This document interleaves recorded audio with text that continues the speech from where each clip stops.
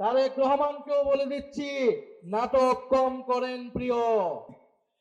আজকে 11 দলের এই মহাসমাবেশ, আমরা অনেকগুলা বিভাগ ঘুরে ঘুরে আজকে বরিশালে জড়ো হয়েছি।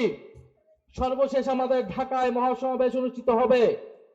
তারপরে প্রত্যেকটা জেলা, প্রত্যেকটা উপজেলায় আমাদের এই কর্মসূচি চলমান থাকবে। এবং এর মধ্যেও সরকার যদি গণভোটের রায়ের আলোকে জুলাই সনদ বাস্তবায়ন না করে, তাহলে গণ আন্দোলন এবং গণ অভ্যুত্থান পর্যন্ত যেতে আমরা বাধ্য হব। আমরা এখনো কোনো কঠোর কর্মসূচি দেই নাই, আমরা হরতাল অবরোধের মতো কর্মসূচি দেই নাই, কিন্তু যে কোনো সময় সেই ধরনের কর্মসূচি দেওয়ার জন্য আমাদের প্রস্তুতি রয়েছে।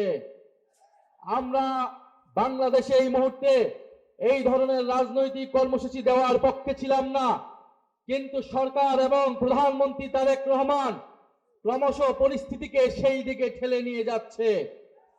প্রধানমন্ত্রী অনেক ভালো ভালো কথা বলেন, প্রধানমন্ত্রীর মুখে মধু অন্তরে ছলনা। কারণ আমরা দেখলাম যেই গণভোটের পক্ষে, যেই জুলাই সনদের পক্ষে তিনি প্রচারণা করলেন, নির্বাচনের ফলাফলের পরে 70% জনগণ গণভোটে সংস্কারের পক্ষে রায় দেওয়া সত্ত্বেও তিনি জুলাই সনদ বাস্তবায়ন করছেন না। অন্যদিকে মুখে বলে যাচ্ছেন জুলাই সনদ অক্ষরে অক্ষরে বাস্তবায়ন করব। গণ অভ্যুত্থানের সময় আমাদের একটি স্লোগান ছিল, নাটক কম করো প্রিয়। তারেক রহমানকেও বলে দিচ্ছি, নাটক কম করেন প্রিয়। বাংলাদেশের জনগণ আপনাকে ক্ষমতা দিয়েছে মানে এই নয় আপনি যা খুশি করবেন, যেরকম খুশি ছলনা প্রতারণা এদেশের জনগণের সাথে করবেন।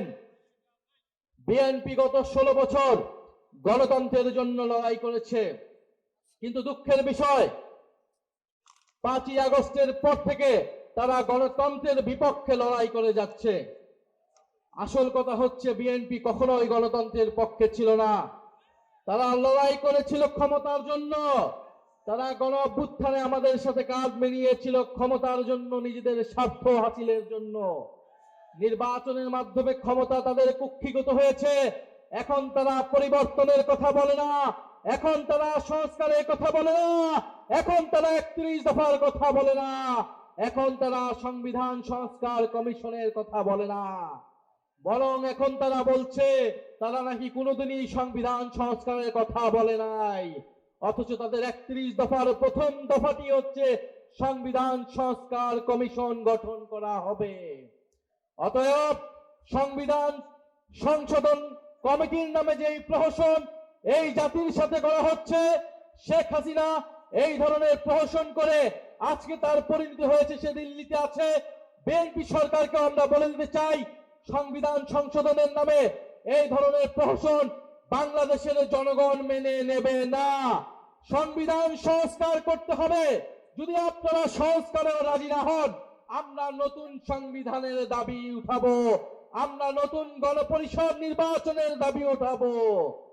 ফলে ভুলে গেলে চলবে না, ঐক্যমত কমিশনে আপনারা ঐক্যমত হয়েছিলেন গণভোটের পক্ষে, সংবিধান সংস্কারের পক্ষে।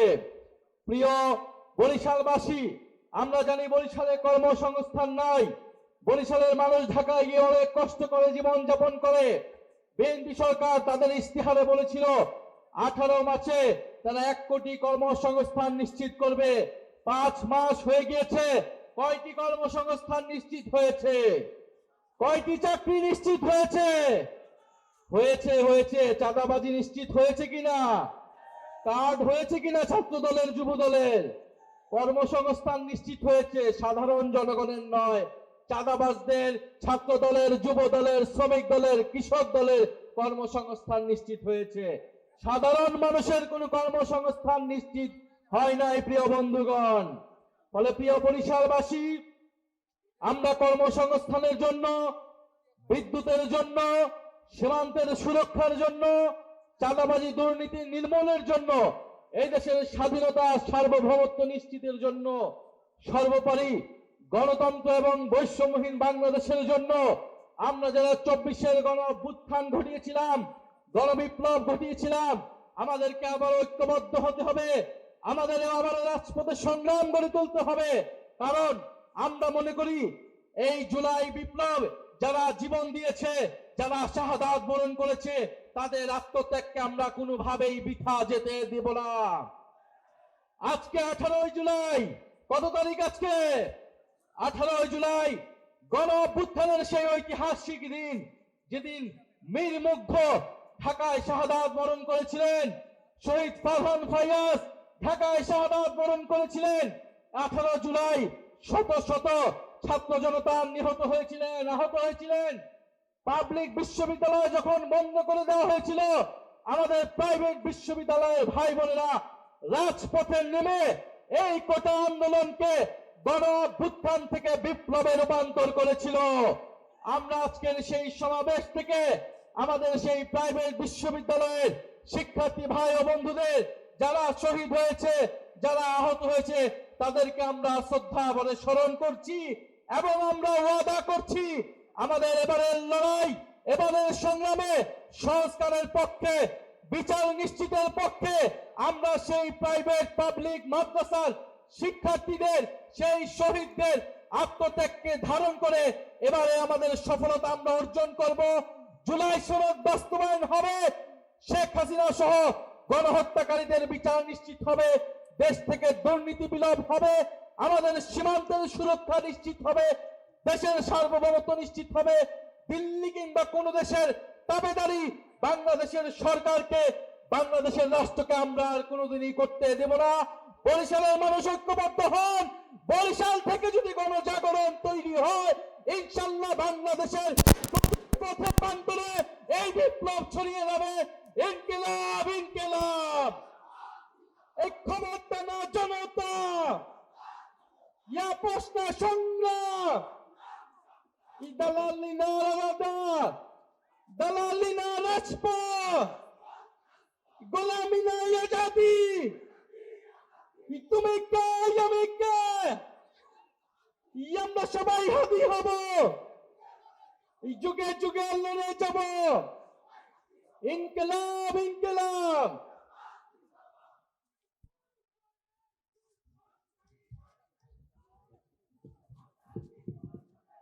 সংগ্রামী বরিশালবাসী, এ পর্যায়ে আজকের এই বিভাগীয় সমাবেশের উত্তরসূরি শেরেবাংলা ফজলুল হক, এই বরিশালের সন্তান, যিনি জমিদারি প্রথার বিরুদ্ধে লড়াই সংগ্রাম করে এই বাংলার কৃষক প্রজার মুক্তি নিশ্চিত করেছিলেন, জমির অধিকার নিশ্চিত করেছিলেন।